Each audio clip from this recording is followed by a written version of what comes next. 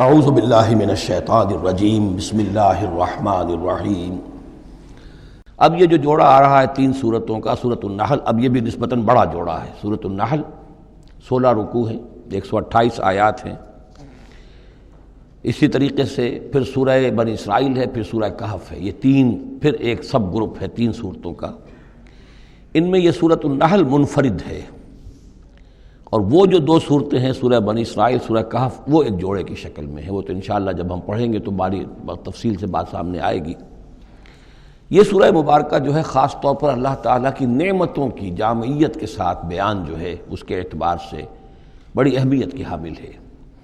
مزاجاً گویا کہ سورہ انعام سے زیادہ مشابہ ہے، بلکہ یہ کہ سورہ روم جو ہے وہ اور سورہ نحل اس کے مضامین میں اور زیادہ گہری مشابہت ہے۔ اتا امر اللہ فلا تستعجلوہ، اللہ کا حکم آن پہنچا ہے پس جلدی مت بچاؤ۔ یعنی یہ کہ جب رسول کی بعثت ہو گئی تو گویا کہ اب وہ سارا معاملہ جو ہے وہ اب تو صرف وقت کا رہ گیا ہے کہ کتنے وقت کے بعد تم پر عذاب آئے، کب تک تمہیں مہلت ملے، ورنہ فیصلہ تو گویا کہ جب کتاب قرآن نازل ہو رہا ہے اور رسول کو ہم نے بھیج دیا ہے تو گویا فیصلہ کن وقت آ پہنچا ہے۔ اب اس میں کوئی تاخیر بس تھوڑی سی ہے، زیادہ نہیں۔ اتا امر اللہ فلا تستعجلوہ سبحانہ وتعالی عما یشرکون، وہ پاک ہے اور بلند و بالا ہے اس سے جو شرک تم کرتے ہو۔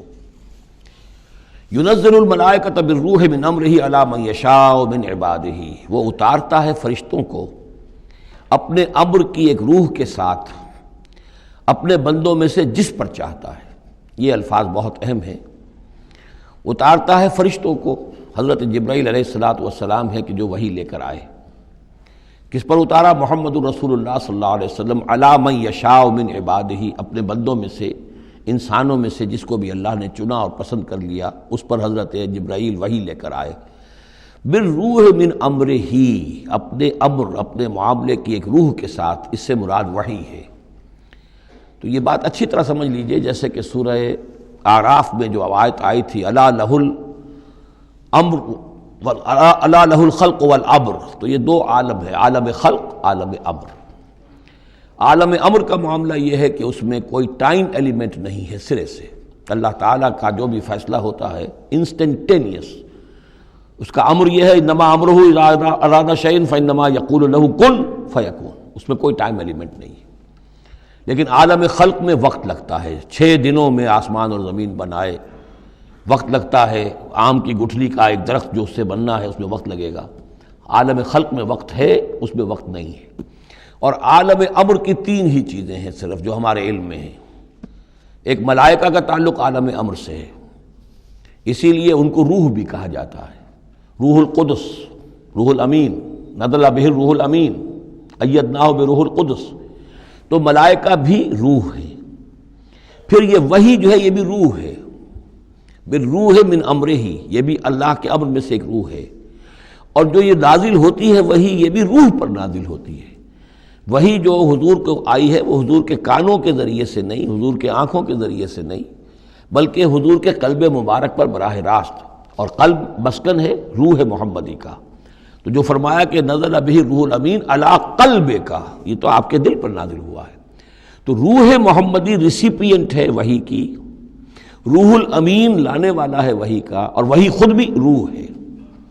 اور اس اعتبار سے جگر کا ایک شعر جو ہے وہ ضرور یاد رکھیے، کسی خاص ہی کیفیت میں وہ کہہ گئے، نغمہ وہی ہے نغمہ کہ جس کو روح سنے اور روح سنائے۔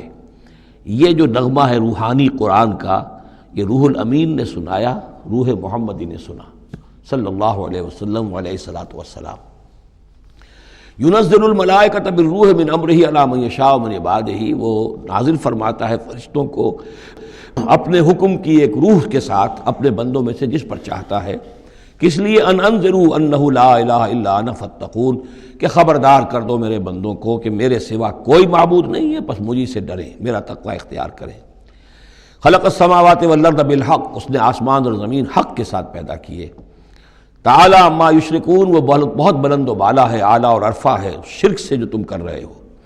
خلق الانسان من نطفۃ، اس نے انسان کو بنایا ہے گندے پانی کی بوند سے، فاذا ہوا خصیم و مبین، تو پھر وہ بن جاتا ہے جھگڑنے والا، بڑی بحثیں کرتا ہے، دلیلیں دیتا ہے، عقلی اور نقلی اور نہ معلوم کہاں کہاں کے زمین و آسمان کے قلابے میں لاتا ہے، جھگڑتا ہے بہت ہی واضح طور پر۔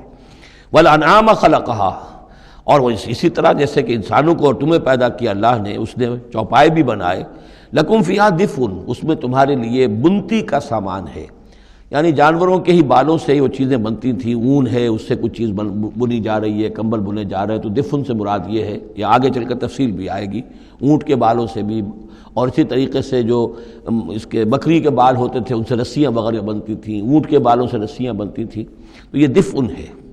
وَمَنَافِعُ، اور بھی بہت سے فائدے ہیں، وَمِنْهَا تَأْكُلُونَ، اور اسی سے تمہاری غذا بھی ہے، اس کا گوشت تم کھاتے ہو جانوروں کا۔ وَلَكُمْ فِيهَا جَمَالٌ حِينَ تُرِيحُونَ وَحِينَ تَسْرَحُونَ، اور اس میں تمہارے لیے بڑی شان اور حسن ہے، جمال ہے، جب کہ تم شام کو انہیں چرا کر واپس لاتے ہو۔ دیہاتی لوگوں کے لیے واقعہ یہ کہ وہ منظر بڑا دل خوشکن ہوتا ہے، وہ اپنے ریوڑ کو لے کر آ رہے ہیں، شام کے وقت جنگل سے واپس آ رہے ہیں، کتنا بڑا ریوڑ ہے یا کتنی بھینسیں ہیں، کتنی گائیں ہیں، تو اس کے اندر تمہارے لیے ایک حسن ہے، جمال ہے۔ وَحِينَ تَسْرَحُونَ، اور جب صبح کے وقت چرانے کے لیے باہر لے کر جاتے ہو۔ وَتَحْمِلُ أَثْقَالَكُمْ إِلَىٰ بَلَدٍ، اور وہ تمہارے بوجھ اٹھا کر لے جاتے ہیں یہ جانور ایسے شہروں تک، ایسی بستیوں تک، لم تکونوا بالغیہ الا بشق الانفس، کہ تم نہ ہوتے اس تک پہنچنے والے مگر جان توڑ کر، یعنی آدمی کو اگر کوئی وزن لے کر جانا پڑے تو ظاہر بات ہے کہ اس کی جان ٹوٹ کر رہ جائے گی، شق الانفس، لیکن یہ کہ گھوڑے کے اوپر لادا ہوا ہے یا اونٹ پر لادا ہوا ہے، خچروں پر لادا ہوا ہے اور چلے جا رہے ہیں، ان کا بوجھ جو ہے وہ جانور اٹھا رہے ہیں۔ ان ربکم لرؤوف الرحیم، یقیناً تمہارا رب جو ہے وہ بہت رؤوف ہے، شفقت فرمانے والا اور مہربان ہے۔ والخیل، اس نے بنا دیے، پیدا کر دیے گھوڑے، والبغال، اور خچر، والحمیر، اور گدھے، لترکبوها وزینہ، کہ تم اس پر سواری کرو۔ پھر یہ کہ اس میں تمہارے لیے زیبائش اور آرائش بھی ہے۔ گھوڑا جو ہے وہ تو بڑا حسین جانور ہے، بڑا باتمکنت جانور ہے، اس کے تو جس کے پاس گھوڑا ہوتا ہے اس کی ایک حیثیت ہوتی ہے۔